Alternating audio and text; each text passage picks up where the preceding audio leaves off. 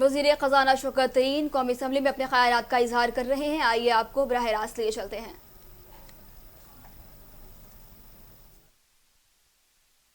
Trillion rupees की थी, 1.4 trillion rupees की थी। उसके बाद आगे चलिए, ये एक मेरे ख्याल में ये तो खैर कोई इन्होंने लोन्स की पेमेंट कर दी 2013-14 में 5.67 ट्रिलियन। हम तो कुछ बिलियन से यहां बात कर रहे हैं, तो ये तो ट्रिलियंस में है। चलें जी, आगे चलें। 2017-18 में देवर क्लोज टू 600 बिलियन। सो ये अगर कह रहे हैं हमें कि बहुत गलत काम हो रहा है, आप क्या कर रहे हैं, कॉन्स्टिट्यूशन को वायलेट कर रहे हैं, तो ये ट्रिलियन में क्या काम हो रहा था काम? क्या उस वक्त ये कॉन्स्टिट्यूशन नहीं था? ये 1973 का कॉन्स्टिट्यूशन नहीं था? मेरे ख्याल में इस चीज को इस तरह देखा जाए, और मैं इसको पॉजिटिवली कहना चाहूंगा कि ये रिवायत जो है इसको हमें खत्म करना चाहिए आहिस्ता आहिस्ता। हमें अपनी जो फाइनेंशियल जो है प्लानिंग और उसकी जो उसके बाद इंप्लीमेंटेशन है उसको बेहतर करना चाहिए। मैं इस पर एग्री करता हूं और इंशाल्लाह आप देखेंगे हम कोशिश करेंगे इसमें। लेकिन ये होता है और ये सब हुकूमत ने किया है, हमें चाहिए इसमें एक किस्म से वो इंप्रूवमेंट लेके आए। अब जनाब मैं चाहूंगा कि ये तो हमने कह दिया, अब मैं चंद चीज़ा चीज़ों के ऊपर मैं तवज्जो दिलवाऊंगा।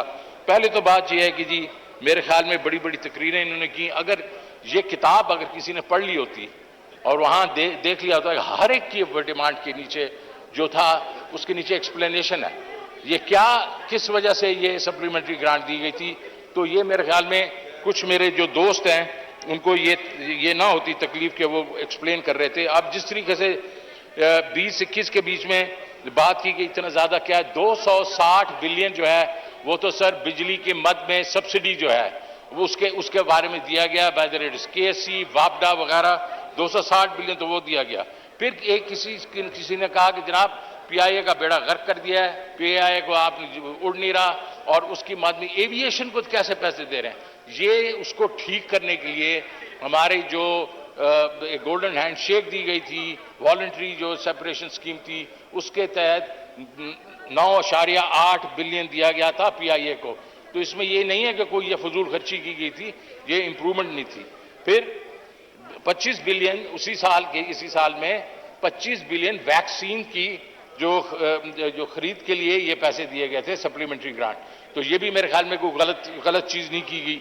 उससे पहले 2019-20 के 417 बिलियन स्पीकर साहब ये स्टिमुलस जो पैकेज आया था कोविड की वजह से, ये उसके ऊपर जो है, और होता यह है कि मई तक हो जाता है, वो बुक्स क्लोज हो जाती हैं, उसके बाद उसको आगे लेके जाया जाता है। 417 बिलियन ये कोविड रिलेटेड जो आपकी वो स्टिमुलस पैकेज था। फिर बात की गई कि प्राइम मिनिस्टर तो यार वो बड़े अपने आप को ऑस्टियर कहते हैं और 8 बिलियन रुपया खर्च कर दिया। ये 8 बिलियन किधर गया? अरे पढ़ लेते, एक लाइन नीचे लिखी हुई है उसके अंदर, वो जनाब इमरजेंसी रिलीफ पैकेज दिया गया कोविड-19 अफेक्टीज को। उनको जो चाहिए थे पैसे, गरीब लोगों को जिनके पास खाने को कुछ नहीं था, वो दिए गए। प्राइम मिनिस्टर ने 1 टका नहीं लिया उधर से। तो प्लीज मेरे ख्याल वो तो अब है नहीं यहां, वो तो चले गए कहीं। फिर इसी के बीच में आप देखें तो जो हमारे एक्सपोर्टर्स को ये रिफंड होता है एक्सपोर्ट करने का, डीएलटीएल उसको कहते हैं, 20 बिलियन उसकी मद में दिया गया और ये लिखा हुआ है उसके अंदर। डायमर भाषा डैम के लिए तकरीबन 33 बिलियन दिया गया। 18-19 की बात करते हैं, पावर डीजे अगेन वो जो आपको सब्सिडी में, अच्छा उसमें कारके का आपको मालूम है जो बहुत बड़ा किस्सा है, तो उसकी जो सेटलमेंट थी लिटिगेशन की जो मद में दिया गया वो 8 अरब रुपया दिएगा। अच्छा फिर हाउसिंग जो हमारा जो है उसके बीच में एक मॉर्गेज रीफाइनेंस कंपनी बनी है, उसके बीच में कैपिटल के लिए 11 बिलियन दिया गया। ये सब कुछ लिखा हुआ है। मैं इसलिए पढ़ रहा हूं यहां जरा थोड़ा सा कि ताकि इनको समझ आए कि ये नहीं है कि हमने खाम खा ऐसे उंगली उठा के उसको डाल देते। फिर डीएलटीएल के बीच में 26 बिलियन दिया गया और ये कब के थे? ये पेंडिंग थे 2016-17 के, 17-18 के, ये पुराने जो थे वो फिर हम पे कर रहे थे। तो इनको भी जरा देखें, वो भी इस किताब में लिखा हुआ है। पेंशन्स के मद में कोई 60 बिलियन दिया गया, सिविल आर्म फोर्सेस 17 बिलियन दिया गया और डिस्प्लेस पर्सन्स के लिए कोई तकरीबन 6 बिलियन दिया गया।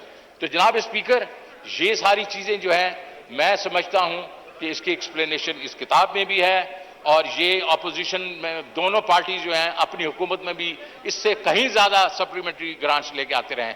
लेकिन ये मैं पॉजिटिविटी की तरफ जाऊंगा कि हमें चाहिए इस चीज को हम रिड्यूस करें, हम अपने अफेयर्स को बेहतर मैनेज करें और इसमें मैं अपोजिशन को ये कहना चाहता हूं कि we will make a very honest effort to do this. Thank you very much.